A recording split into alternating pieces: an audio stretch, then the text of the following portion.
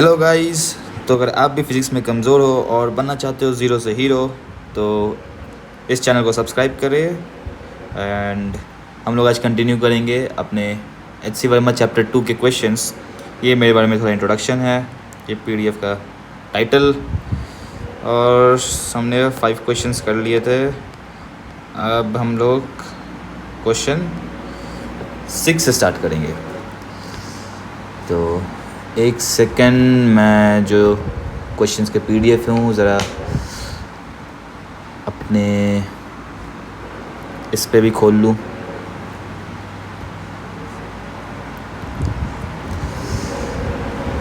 जैसा कि मैंने पहले भी बताया है कि फ़िज़िक्स का अंडरस्टैंडिंग के लिए ये एच.सी. वर्मा के क्वेश्चंस बहुत ज़रूरी है। मतलब इनके क्वेश्चंस आपने लगा लिए ना,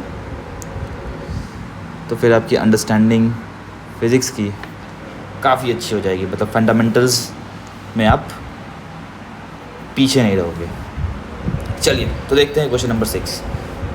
2 vectors have magnitudes 3 and 4. Find the resultant.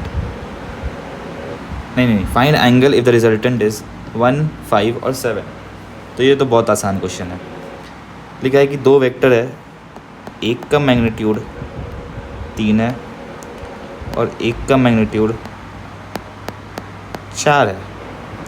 ठीक है, और जिनको नहीं पता, ये मैग्नीट्यूड का नोटेशन है। अगल बगल 2 डंडे लगा दो तो वो मैग्नीट्यूड हो जाता है, और नोटेशन के लिए ऊपर में एक एरो भी लगा देते हैं। तो ये वेक्टर का मैग्नीट्यूड हो गया 3 और 4। तो बोला जा रहा है कि दोनों वेक्टर्स के बीच का एंगल क्या होगा जब दोनों का सम 1 हो जाए। 1 हो रहा है, 1 होने का मतलब क्या हुआ कि अब 3 और 4 से 1 कैसे बनाएंगे? 4 - 3 करके। 4 - 3 करेंगे तो ये 1 हो जाएगा। सिंपल, यानी कि दोनों जो वेक्टर्स है वो सब्सट्रैक्ट हो रहे हैं, यानी कि एक जो मेरा बी वेक्टर होगा वो इस तरफ है और दूसरा वेक्टर जो 4 होगा वो इस तरफ है। देखना, बी जो है मेरा 4 मैग्नीट्यूड है और ए का 3 मैग्नीट्यूड है, इसलिए मैंने ए वाले को थोड़ा छोटा बनाया है और बी वाले को लंबा बनाया है। ठीक है, जो लंबाई है, जो लेंथ है वेक्टर का, वो मैग्नीट्यूड दिखाता है। ठीक है, तो ये 1 मिल जाएगा, यानी कि जो पहला ए पार्ट का आंसर होगा थीटा 180 डिग्रीज़। दूसरा देखिए, दूसरा 5 कब होगा? देखिए, अब ये तो चलिए बता दिया मैंने इंट्यूशन से कि चलो 3 - 4 हो रहा है, 4 - 3 हो रहा है तो 1 आ गया। मान लीजिए मुझे नहीं मालूम है कि इतना ये 180 डिग्री नहीं होता, तो कैसे निकालते हैं? फॉर्मूले से निकालते हैं हम लोग। कैसे निकालते हैं फॉर्मूले से? देखिए, मान लिया ये 2 है, ए बी, दोनों के बीच का एंगल थीटा। तो मेरे को फॉर्मूला पता है, C² = A² + B² + 2AB cos theta. ठीक है, तो C² क्या है भाई? 5² = 3² + 4² + 2 × 3 × 4 × cos थीटा। ठीक है, इसको सॉल्व करेंगे हम तो ये 25 = 16 9 + 16 + 4 × 12 2 × 24 cos थीटा। इन दोनों का सम देखेंगे तो ये 25 ही आ रहा है। ठीक है, तो इसको 0 = 24 cos थीटा, या फिर cos थीटा = 0। cos थीटा 0 कब होता है? थीटा = 90 डिग्री पे। तो बी का आंसर 90 डिग्री हो गया।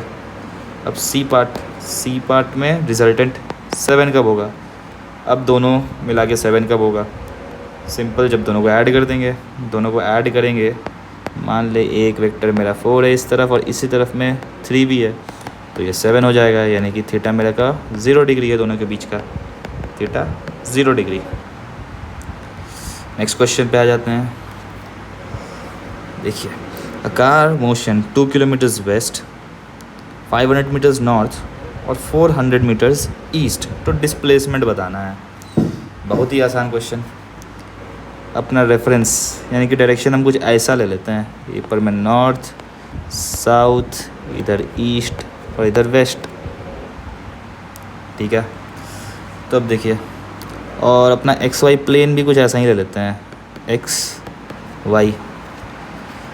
तो सबसे पहला डिस्प्लेसमेंट S1 वेक्टर, ये मैं डिस्प्लेसमेंट को दिखा रहा हूँ, ठीक है। तो ये 2 किलोमीटर वेस्ट गया है, यानी कि वेस्ट मेरा -x के अलॉन्ग है। तो -x के अलॉन्ग है मतलब ये 2000 metre in -i direction. S2 देख लेते हैं। S2 मेरा 500 मीटर नॉर्थ, यानी कि 500 मीटर्स, और नॉर्थ मेरा किधर है, ऊपर, और ये मेरा पॉजिटिव y है, यानी कि +j। S3 देख लेते हैं।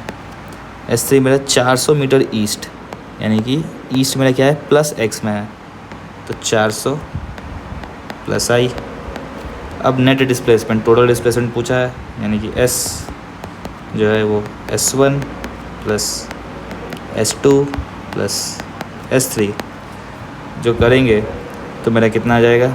आई के कंपोनेंट्स में देखो क्या क्या है, 400 - 2000 यानी कि -1600 आई कैप +500 जे कैप, मिल गया। अब हमसे इसका मैग्नीट्यूड पूछ ले तो क्या करेंगे, magnitude simple, √under x component का स्क्वायर प्लस y कंपोनेंट का स्क्वायर। थीटा पूछ ले, थीटा मेरा क्या होता है, tan इनवर्स 1600/500। और यह मैंने पिछली वीडियो में बताया था कि थीटा जो होता है वो एंटी क्लॉकवाइज लेते हैं direction, from positive x direction.